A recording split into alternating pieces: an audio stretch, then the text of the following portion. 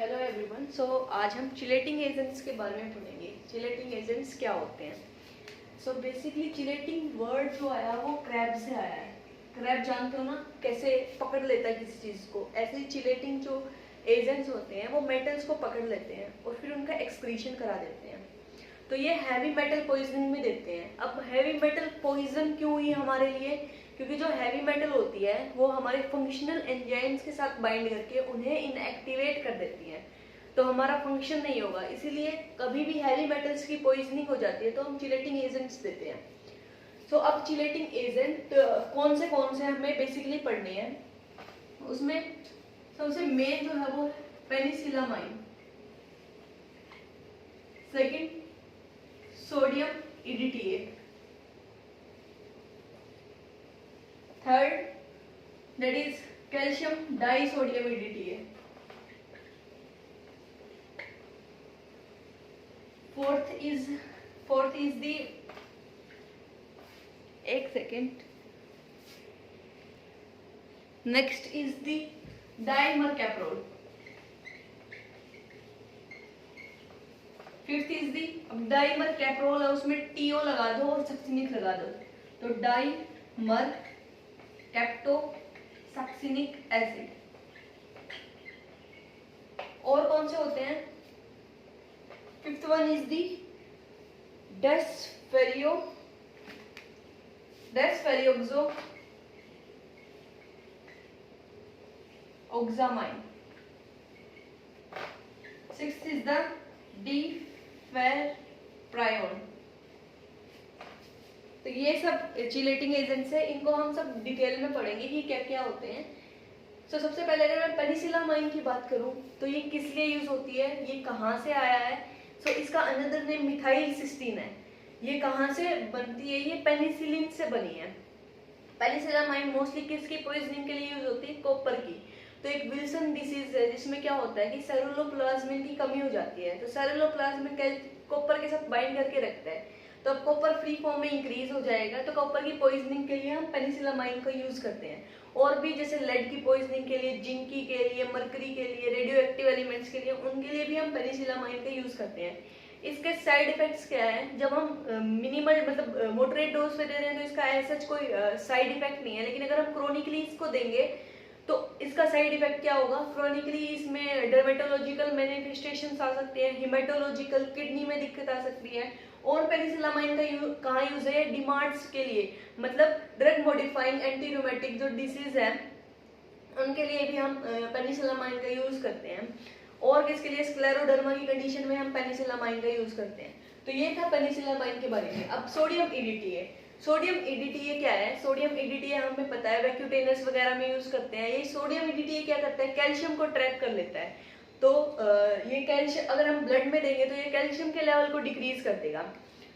तो अगर मान लीजिए मैं एक बार फास्टली इसको ब्लड में दे लूं, एज बोललेस मैंने इंट्रावेनियसली दिया, तो बहुत ज्यादा अगर मान लो ब्लड में मैंने दिया, तो ब्लड के अंदर क्या करेगा? ये कैल्शियम का लेवल डिक्रीज कर देगा। तो आपको पता होगा कि जो नॉर्मली सोडियम चैनल्स होते हैं, सोडियम चैनल्स के ऊपर क्या करता है? कैल्शियम बाइंड करके रखता है ऐसे, और ये कैल्शियम रिपेल करता है सोडियम को, पॉजिटिव रिपेल ईच अदर। अगर मान लीजिए कैल्शियम की कमी हो गई तो क्या होगा? रिपेल्शन नहीं होगी, बहुत ज्यादा सोडियम सेल के अंदर चला जाएगा तो डीपोलराइजेशन हो जाएगी। अगर डीपोलराइजेशन होगी तो टेक्नी मतलब स्पाज्म आएगा, कॉन्ट्रैक्शन होएगी बहुत ज्यादा मसल्स की, तो ट्रेवल्स साइंस, चोस्ट साइंस, ये सब इसमें आ जाएंगे सोडियम EDTA में। और सोडियम EDTA के बारे में एक सेकेंड, तो और सोडियम EDTA जो होता है उसको हम स्लोली IV देंगे ताकि टेटनी ना हो। और फिर आता है हमारा कैल्शियम डाइसोडियम EDTA। अब इसमें खुद ही कैल्शियम आ गया है, तो ये कैल्शियम के लिए यूज नहीं होगा। तो ये किसके लिए यूज होता है? जैसे कि जिंक, मरकरी, लेड के लिए मोस्टली याद रखना D आ रहा है, तो ये लेड के लिए यूज होता है मोस्टली। तो लेड के लिए यूज होता है। लेड क्या करेगी? रिप्लेस कर लेगी कैल्शियम को। तो लेड की पॉइजनिंग के लिए हम इसको यूज करते हैं। और इसकी मेन बात क्या है? इसकी हायर एफिनिटी होती है लेड के लिए, जिंक के लिए, कैडमियम के लिए, मैग्नीज के लिए, तो ये रिमूव कर देता है इन सब चीजों को। हाईली आयनिक है ये। अगर ये हाईली आयनिक है तो हम इसको कैसे, अगर ये देखो खुद ही सोचो, कैल्शियम और डाइसोडियम 2 पॉजिटिव यहाँ, 2 पॉजिटिव यहाँ, तो इतना ज्यादा आयनिक है, इसको हम ओरली नहीं देते, इसको पेरेंट्रली देंगे। और इसके एडवर्स इफेक्ट्स भी बहुत इंपॉर्टेंट है। इसके एडवर्स इफेक्ट्स क्या क्या होते हैं? What are the adverse effect of calcium disodium EDTA? Calcium disodium EDTA के एडवर्स इफेक्ट क्या है? Acute tubular necrosis, febrile response आता है, और एनाफाइलेक्टोइड रिएक्शंस। तो एनाफाइलेक्टोइड रिएक्शन होगी तो बीपी डिक्रीज हो जाएगा। तो ये सब कैल्शियम डाइसोडियम EDTA के साइड इफेक्ट्स हैं। तो आगे बढ़ते हैं अपने डाइमरकैप्रोल। इसका another name British anti lewisite भी है। What is the another name of dimercaprol? Is the British anti lewisite. अब इसका एक्शन क्या है? ये जो डाइमरकैप्रोल होता है इसमें ना सल्फाइड्राइल ग्रुप्स होते हैं। तो हमारी जो नॉर्मली हमारी मेटल्स क्या करती हैं, मान लीजिए कोई एंजाइम है, उसके ऊपर सल्फाइड्रल ग्रुप है, तो वहां जाके बाइंड करके उस एंजाइम को इनएक्टिवेट कर देगी।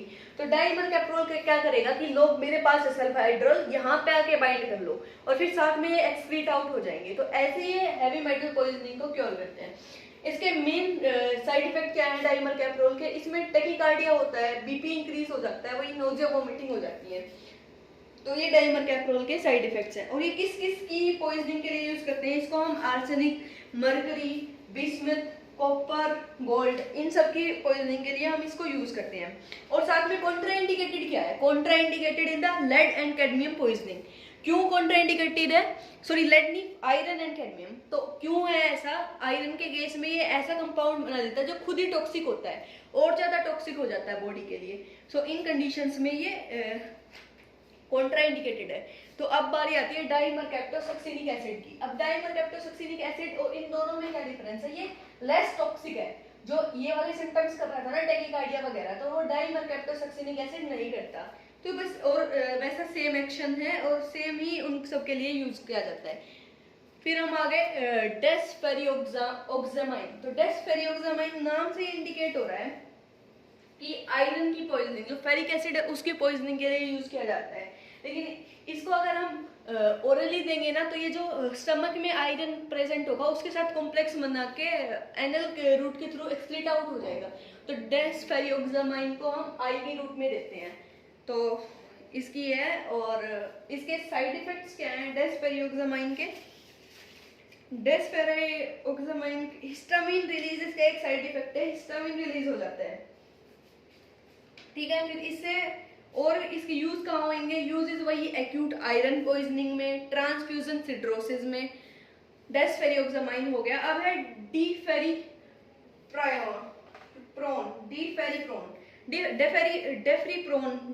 का यूज होता है, ओरली भी हम इसको दे सकते हैं, वही एक्यूट आयरन पॉइजनिंग में और आयरन लोड में। और साइड इफेक्ट्स क्या है? Anorexia, nausea, vomiting, joint pain, agranulocytosis.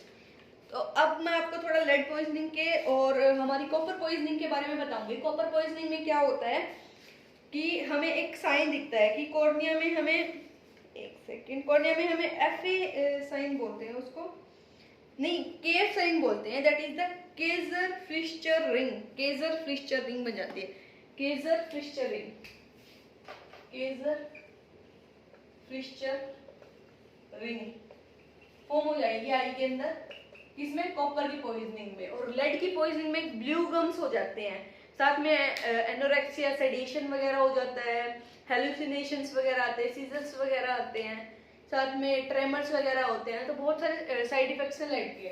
तो ये था हमारी चिलेटिंग एजेंट्स के बारे में। Thank you.